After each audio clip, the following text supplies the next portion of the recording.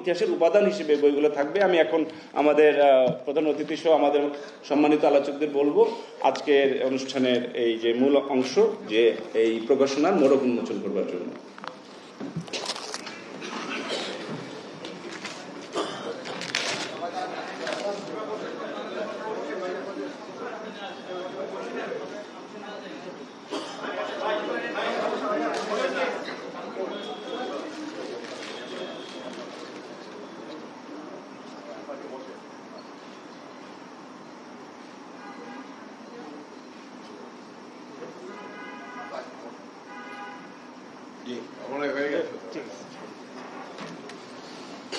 খুব স্বল্প সময় শহীদ প্রেসিডেন্ট জিয়াউর রহমান বাংলাদেশের রাষ্ট্র পরিচালনা করেছিলেন, কিন্তু উনি যে মার্ক রেখে গিয়েছেন আজও সেই লেগেসি আমাদের বাংলাদেশের একটা অন্যতম সত্তা এবং অস্তিত্বে পরিণত হয়েছে। সেইটাকে ধারণ করে কিন্তু বিএনপি রাজনীতি করে যাচ্ছে, সেটিকে ধারণ করে দেশনেত্রী বেগম খালেদা জিয়া দেশ পরিচালনা করেছেন।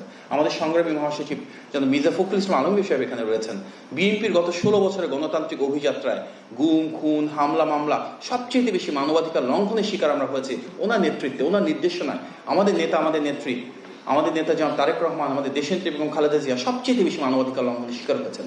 কিন্তু আমাদের আদর্শিক প্রেরণা এসেছে শহীদ প্রেসিডেন্ট জিয়াউর রহমানের কাছ থেকে। আমরা বিশ্বাস করি আগামীর যে গণতান্ত্রিক বাংলাদেশ হবে, এটা অবাধ, সুষ্ঠু এবং গ্রহণযোগ্য সেই নির্বাচনে বিএনপি ইনশাআল্লাহ রাষ্ট্র পরিচালনা আসবে এবং শহীদ জিয়া সে আদর্শকে ধারণ করি আমরা আবারও সংবাদপত্রে পূর্ণাঙ্গ বাক স্বাধীনতা নিশ্চিত করব, আমরা আবারও মানবাধিকার আইনের অনুশাসন নিশ্চিত করব এবং নিশ্চিত করব বাংলাদেশের প্রতিটি এবং শ্রেণীর এবং পেশার মানুষের ভাগ্যের পরিবর্তন হয়, সমস্যার সমাধান হয়, আমরা সবাই মিলে স্বনির্ভর স্বয়ংসম্পূর্ণ বাংলাদেশ গড়ে তুলি। শহীদ জিয়াউর রহমান তখন স্বাধীনতার ঘোষণা দিয়ে বাংলাদেশের মুক্তিযুদ্ধ শুরু করেছিলেন কিন্তু, এবং তিনি মুক্তিযোদ্ধার সম্মুখীন যুদ্ধেও অংশগ্রহণ করেছেন। শুধু তাই নয়, উনি মুক্তিযোদ্ধা স্বাধীনতা ঘোষণার পরে কিন্তু আবার ব্যারাকে ফিরে গিয়েছিলেন। সম্প্রতি 24শে আন্দোলনে আমরা কি দেখেছি? আমরা দেখেছি যে যারা আন্দোলন করেছে তারা তত্ত্বাবধায়ক সরকারের একটি অংশ হয়েছে। শহীদ জিয়াউর রহমান কিন্তু কোনো সরকারের অংশ হননি। উনি কিন্তু হতে পারতেন, উনি কিন্তু ব্যারাকে ফিরে চাকরিতে ফিরে গিয়েছেন। আবার যখন সংকট, সেই 7 নভেম্বরে শহীদ জিয়াউর রহমান আবার কিন্তু সিপাহ জনতার মাধ্যমেই ফিরে এসেছিলেন এবং রাষ্ট্রীয় দায়িত্বভার গ্রহণ করেছিলেন। উন্নয়নে শহীদ জিয়া, উন্নয়নে শহীদ জিয়ার ভূমিকা আমি শুধু দুটি কথাই বলবো। আপনার গার্মেন্টস শিল্প, তারপরে আপনার চামড়া শিল্প সহ অন্যান্য শিল্প রপ্তানির মাধ্যমে শহীদ জিয়াউর রহমান ভূমিকা কিন্তু অপরিহার্য ছিলেন। শহীদ জিয়াউর রহমান প্রথমে বাংলাদেশের মানব যে আপনার রপ্তানি, এটাও কিন্তু ওনারই সময় করা। দেখেন, একটি মানুষ এত অল্প সময়ে কত ভূমিকা রেখেছেন, তাহলে কেন বলবো না আল্লাহ তাআলা তাকে পাঠিয়েছেন আমাদের মধ্যে। যেই হোক, শহীদ জিয়াউর রহমান খাল খনন সহ বিভিন্ন, মানে ওনাকে নিয়ে তো অনেকে পিএইচডিও করেছেন আমি শুনেছি। শহীদ জিয়াউর রহমানের দিক বলতে গেলে এখানে অনেক সময় লাগবে, যাক আমি সেদিক যাব না। আমি আমার বক্তব্যের শেষ পর্যায়ে বলবো, আগামীতে একটি নির্বাচন হবে, যে নির্বাচনে বহু ষড়যন্ত্র হবে। আমাদের দায়িত্ব, সকলের দায়িত্ব বাংলাদেশের নাগরিক হিসেবে এসব ষড়যন্ত্র মোকাবেলা করে একটি গণতান্ত্রিক সরকার খুব দ্রুত এই দেশে প্রয়োজন। আমার নেই এআইবির মহাপরিচালক ফারুক আসিফকে আন্তরিকভাবে ধন্যবাদ জানাতে চাই, কৃতজ্ঞতা জানাতে চাই যে আজকে আমাকে এখানে এই বাংলাদেশের শুধু নয়, আমি বলি যে সেই সময়কার এশিয়া মহাদেশের একজন সত্যিকার অর্থেই একজন রাষ্ট্রনায়ক, রাষ্ট্র নির্মাতা শহীদ প্রেসিডেন্ট জিয়াউর রহমান সাহেবের 3টি বইয়ের পুনঃপ্রকাশনা এই অনুষ্ঠানে আমাকে আমন্ত্রণ জানিয়েছে, সেজন্য আমি তাকে ধন্যবাদ জানাচ্ছি। ফারুক আসিফকে সত্যি কথা বলে আমি আগে চিনতাম না, সে একজন কবি সে ধারণা আমার ছিল না। সে যে ভালো লেখক তাও ছিল না। আমি যখন আপনার কেরানীগঞ্জের জেলে বেশিরভাগ সময় কাটাচ্ছি, সেই সময় পত্রিকাগুলো আমরা পেতাম এবং আমাদের চয়েস থাকতো 4টা পত্রিকা দেওয়ার। সেই পত্রিকাগুলোতে আমি তার লেখাগুলো যখন আমি পড়তে শুরু করি, তখন তার সম্পর্কে আমার একটা ধারণা জন্ম হয়।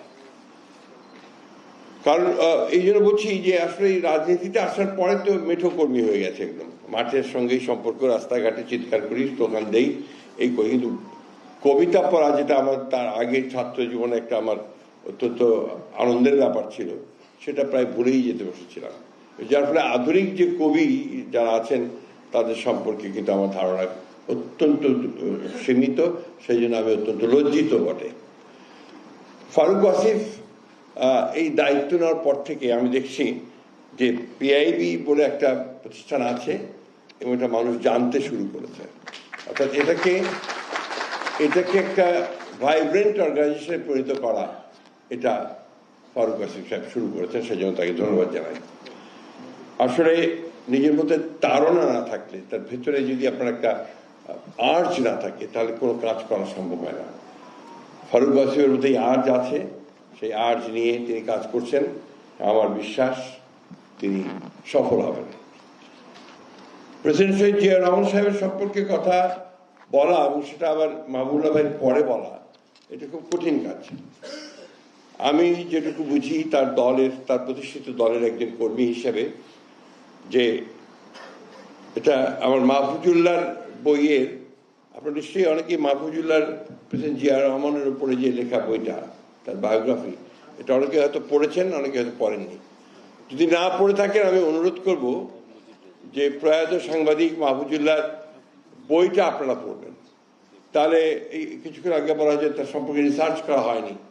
রিসার্চ করে একটা বই প্রায় 4 বছর ধরে মাহফুজুল্লাহ এই বইটি লিখেছেন এবং আমার বিশ্বাস এই বইটি যদি আপনারা পড়েন, তাহলে শহীদ প্রেসিডেন্ট জিয়া রহমান সাহেব সম্পর্কে আপনাদের পরিষ্কার একটা ধারণা জন্মাবে। পুরোটা পাবেন না, কিন্তু ধারণাটা পাবেন। সত্যিকার অর্থে একজন ক্ষণজন্মা দেশপ্রেমিক মানুষ, যার জীবনের যতটুকু বেঁচে ছিলেন, কাজ করার সময় থেকে তিনি পুরোটাই দেশের জন্য, মানুষের জন্য করতে চেয়েছেন।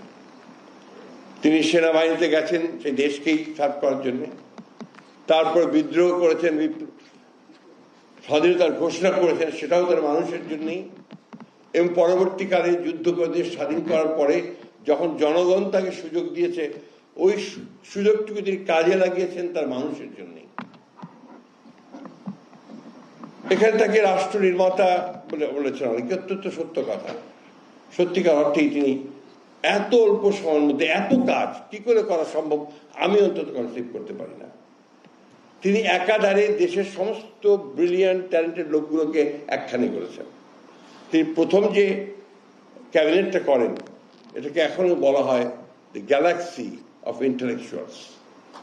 এবং এটা আপনি যদি দেখেন তার ক্যাবিনেটের মেম্বার কারা ছিলেন, দেশের সর্বশ্রেষ্ঠ মানুষেরা সেদিন তার ক্যাবিনেটে ছিলেন। সেই আবুল ফজল থেকে শুরু করে একেবারে আপনার ইকবাল মাহমুদ পর্যন্ত সবাই তার ক্যাবিনেটে ছিলেন।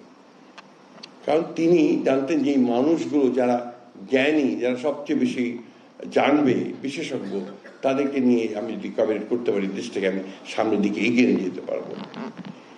এবং এত অল্প সময়ের মধ্যে আপনার কৃষি, শিল্প, অর্থনীতি, সাহিত্য, সংস্কৃতি সবখানেই নজর দিয়েছেন। মাহফুজুল্লাহর এই বইতে আপনার তৎকালীন অ্যাম্বাসেডর উইলিয়াম বি মাইনাম, তার একটা আপনার ছোট্ট একটা কমেন্ট আছে। এই কমেন্টটা হচ্ছে যে শহীদ প্রেসিডেন্ট জিয়া রহমান যদি 1981 সালে নিহত না হয়ে 75-এ নিহত হতেন, তাহলে বাংলাদেশ হয় লাইবেরিয়া না হয় আফগানিস্তানের মতো একটা ফেইল্ড স্টেট হয়ে যেত। কথাটা যে কত বড় সত্য তা আমরা যারা ওই সময় আছি, আমাদের মাহবুবুল্লাহ ভাই অর্থনীতিবিদ আছেন, তারা খুব ভালো করে জানেন যে একেবারে ধ্বংসপ্রাপ্ত একটা অর্থনীতি। এমনকি আপনার তৎকালীন শেখ মুজিবুর রহমানের সামনে বসে তৎকালীন অর্থনীতি সমিতির সভাপতি ডক্টর মুজাহিরুল হক, না মজার হক, তিনি বলছেন শেখ মুজিবের শান বসেই যে বাংলাদেশের অর্থনীতি অতি দ্রুত গতিতে রসাতলে যাচ্ছে। সেই রসাতলে যাওয়া অর্থনীতিকে জিয়াউর রহমান টেনে তুলেছিলেন।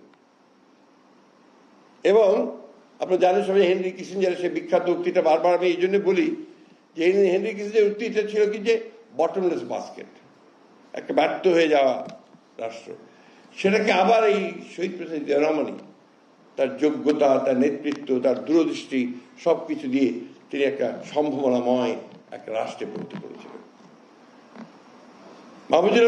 মাহফুজুল্লাহ সাহেবের ওই বইয়ের মধ্যে আপনি দেখবেন যে কিভাবে তিনি পশ্চিমা বিশ্ব, চীন, ভারত, রাশিয়া সকলের সঙ্গে সম্পর্ক তৈরি করছেন।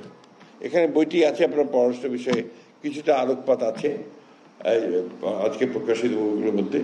তিনি কিভাবে সেটাকে তিনি কাজে লাগানোর চেষ্টা করছেন, সম্পর্কগুলোকে কিভাবে ভিন্ন মতের মানুষকে কাছে টেনে আনার চেষ্টা করেছেন।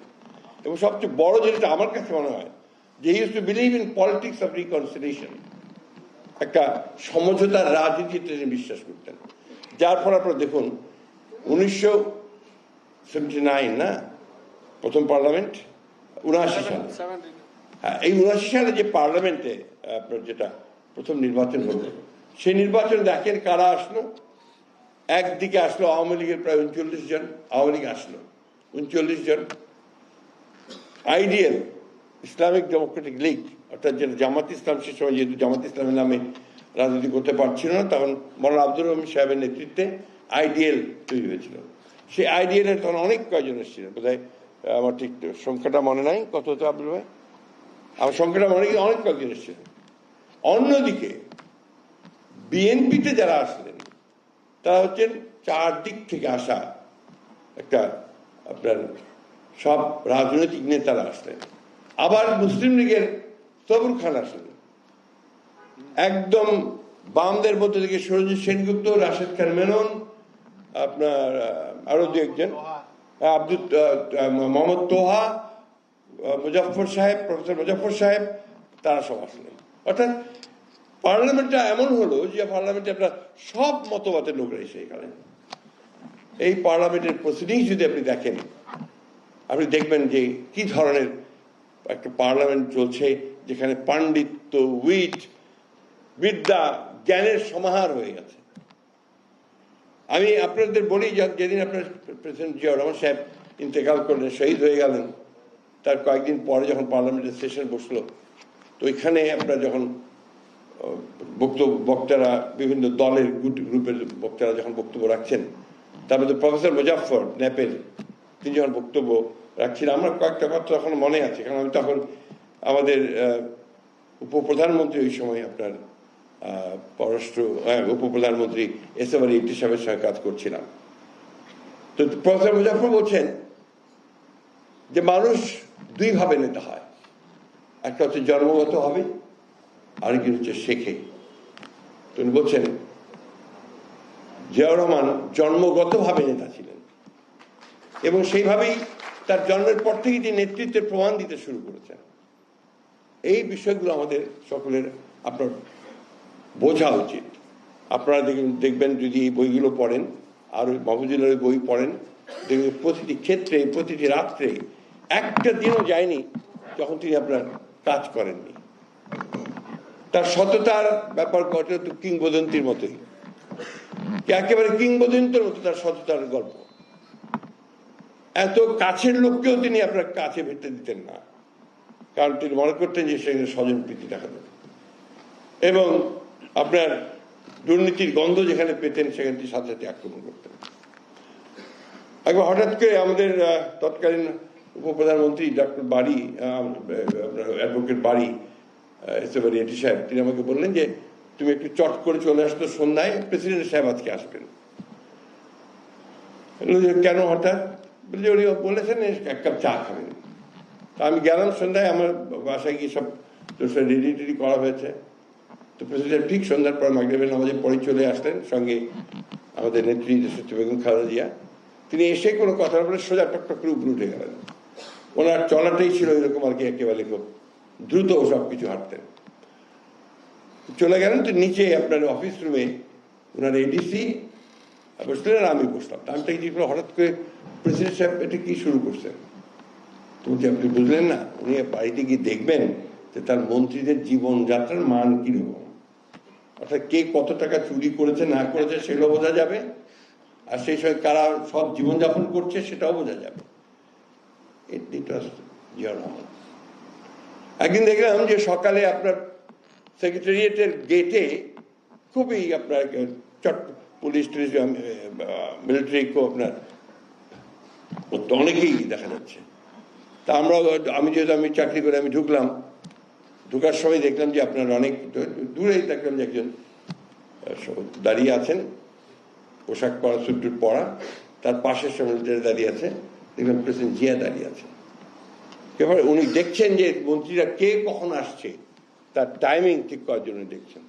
এগুলো কিন্তু গল্প না, these are not made up stories, these are facts. অনেকে ভাববে যে এগুলো আমাদের বানিয়ে বলছে, এটা সত্য ঘটনা বলছি।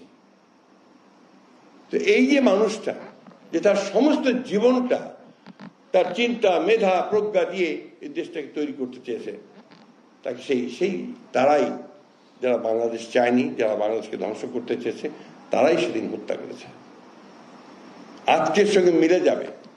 আজকে আবার যখন আমাদের হাদির মতো ছেলেরা, আমাদের মুগ্ধের মতো ছেলেরা, যেমন প্রাণ দিয়ে জীবন দিয়ে সাইদের মতো ছেলেরা নতুন একটা সুযোগ সম্ভাবনা সৃষ্টি করেছে, তারা আবার সেই শত্রুরা আজকে সেটাকে ধ্বংস করে দেওয়ার জন্য বিভিন্ন রকম অপকর্মে লিপ্ত হয়ে গেছে। আমি শহীদ প্রেসিডেন্ট জিয়া রহমানের একজন অনুসারী ভক্ত। আমি মনে করি যে তাকে যদি আমরা অনুসরণ করি তাহলেই বাংলাদেশকে আমরা সঠিক দিকে নিয়ে যেতে পারবো। এটাই আমাদের মুক্তির জন্য সবচেয়ে চমৎকার একটা রাস্তা তিনি আমাদের দেখিয়ে দিয়েছেন। বাংলাদেশের জাতীয়তাবাদ যেটা তার দর্শন, এই জাতীয়তাবাদই তো হচ্ছে আমাদের মূল ভিত্তি। এটাকে কেন্দ্র করে আমাদেরকে এগিয়ে যেতে হবে। এবং আধুনিক মানুষ ছিলেন, কোন ব্যাকওয়ার্ডনেস তার মধ্যে ছিল না। এবং তখন তার একটা পোশাক ছিল যেটা ওই সময় সবচেয়ে বেশি সবাই পরার চেষ্টা করতেন, সেটা ছিল আপনার সাফারি স্যুট পরতেন, সাফারি পরতেন, এবং এত স্মার্ট ছিলেন যে তাকে দেখে সত্যি অভিভূত হয়ে যেতে হতো। আমার একটা কথা মনে আছে, আমরা একবার দিনাজপুর থেকে ফিরছি, সম্ভবত রংপুরে যাব কোন একটা প্রোগ্রামে, প্রেসিডেন্টের কনভয়ের সঙ্গে আমরা যাচ্ছি, হঠাৎ দেখা গেল কনভয় থেমে গেল। একটা দিনাজপুর চিড়ির বলতে বলে একটা জায়গা আছে, তার আগে একটা আপনার ফ্যাক্টরি আছে, ওই ফ্যাক্টরিতে সামনে থেমে গেল। প্রেসিডেন্ট সাহেব নেমে নিজে আবার ড্রাইভ করতেন সবসময়, যখন বাইরে যেতে নিজেই ড্রাইভ করতেন, ডিসি বসা থাকতো পাশে। তো নেমে উনি একটা গ্রামের মধ্যে ঢুকে গেলেন। তো সবাই তো ঝপঝপটি করে নেমে পড়লো যে জায়গায়। গ্রামের মধ্যে নেমে উনি একটা ছোট ভাঙা বাড়ি একটা, সেখানে গিয়ে ঢুকলেন। ঢুকে উনি দেখলেন যে বাসায় কেউ নেই। তো একজন বুড়ি বেরিয়ে এসে বলল, বাবা বাসায় তো সবাই তো মাঠে চলে গেছে কাজে, আমি আছি। তো বলছে, মা আমার খুব পিপাসা পেয়েছে, তেষ্টা পেয়েছে, আমাকে একটু পানি দেবেন? তো বলছে, বাবা আপনাকে পানি দেবো কোথেকে, কি দেয় হচ্ছে ভেতরে ঢুকে কোন রকম গ্লাস জোগাড় করে এক গ্লাস পানি নিয়ে এসছে। উনি বলে যে, আপনি আমাকে শুধু একটু পানি দিলেন? সেই বৃদ্ধা বাচ্চাকে খেয়ে গেছেন। তো বলছে, বাবা ঘরে তো আর কিছু নেই, আপনি যে সব পেঁপে গাছ লাগাতেন তাহলে আমাকে একটা পেঁপে দিতে পারতেন, আপনি যদি একটা কুল গাছ লাগাতেন তাহলে কুল দিতে পারতেন, পেয়ারা গাছ লাগাতেন তাহলে পেয়ারা দিতে পারতেন। এই যে নেমে গিয়ে এই যে কথাগুলো, এগুলো কিন্তু সমস্ত জাতিকে উদ্বুদ্ধ করে, অনুপ্রাণিত করে। সুধীবৃন্দ, শহীদ প্রেসিডেন্ট জিয়া রহমানকে অল্প সময়ের মধ্যে একবার এতটুকু কথা বলা খুব কঠিন। আমাদের ওয়াসিফ সাহেব সঙ্গতভাবেই একটা অভিযোগ করেছেন, যেটা আমি মনে করি অত্যন্ত সঙ্গত অভিযোগ, যে জিয়া রহমানকে আমরা ঠিক সেইভাবে বিশ্লেষণ করিনি, রিসার্চ করিনি, তার সম্পর্কে আমরা বিএনপি ফেল করেছি তাকে ইয়াং জেনারেশনের কাছে নিয়ে যাওয়ার জন্য। আই ফুললি এগ্রি টু, এটা আমাদের দায়িত্ব। এবং আমরা বিশ্বাস করি আগামী দিনে আমরা যেহেতু 15টা বছর শুধু মার খেয়েছি আর ছুটে বেরিয়েছি এবং কোনো কিছু করার খুব বেশি সুযোগ পাইনি। জিয়া রহমান সাহেব একটা স্কুল করেছিলেন পার্টিকে তৈরি করার জন্য, একটি স্কুল। সেই স্কুলের প্রিন্সিপাল ছিলেন ফিরোজ নুন, তখন একজন অত্যন্ত পণ্ডিত মানুষ, তাকে তিনি দায়িত্ব দিয়েছিলেন। সেখানে মন্ত্রীদেরকেও পড়াশোনা করে পরীক্ষা দিতে হতো। তো একটা সব হয়ে গেল, পরীক্ষা হলো, পরীক্ষার পর দেখা গেল সাজিদ সাহেব শূন্য পেয়েছেন। মানে আপনি একটা ঘটনা বলছি এই জন্যে যে তখন সেটাই করা হতো, অর্থাৎ সেখানে কোনো বাদ বিচার ছিল, সবাইকে পরীক্ষা দিতে হবে। এটা কিন্তু থেমে গেছে এরশাদের পরে, আপনার আক্রমণের পরে বিএনপিকে এমনভাবে ধ্বংস করার চেষ্টা করা হয়েছে, ভেঙে ফেলার চেষ্টা করা হয়েছে, যে তখন আর তার বিষয়ে কন্টিনিউ করা সম্ভব হয়। আমরা শুরু করেছিলাম, তারপর আবার সেই ফ্যাসিস্ট আক্রমণ বারবার আমরাও বন্ধ করে দিতে বাধ্য হয়েছি। যাই হোক, আমি বিশ্বাস করি এখন সুযোগ এসেছে, এই সুযোগে আমরা যদি শহীদ প্রেসিডেন্ট জিয়াউর রহমানকে আরো বিকশিতভাবে তাই জনগণের কাছে তুলে ধরতে পারি, তার চিন্তা ভাবনা, তার কাজগুলোকে যদি আমরা নতুন প্রজন্মের কাছে দিয়ে দিতে পারি, তাহলে নিশ্চয়ই সেই নতুন প্রজন্ম দেখবে যে কিভাবে একজন সৎ মানুষ, একজন যোগ্য মানুষ সমস্ত চ্যালেঞ্জকে মোকাবেলা করে এগিয়ে যেতে পারে। এটাই হচ্ছে তার কৃতিত্ব। আমি সবাইকে আবারও ধন্যবাদ জানাচ্ছি, কৃতজ্ঞতা জানাচ্ছি। আর একটা কথা অনুরোধ করতে চাই, কেউ কখনো হতাশ হবেন না, আর মাথাটা নোয়াবেন না, মাথাটা উঁচু করবেন, উঁচু করে থাকবেন এবং সামনের দিকে এগিয়ে যাবেন। এটাই হবে জিয়াউর রহমানের প্রতি আমাদের সবচেয়ে বড় শ্রদ্ধা নিবেদন। ধন্যবাদ।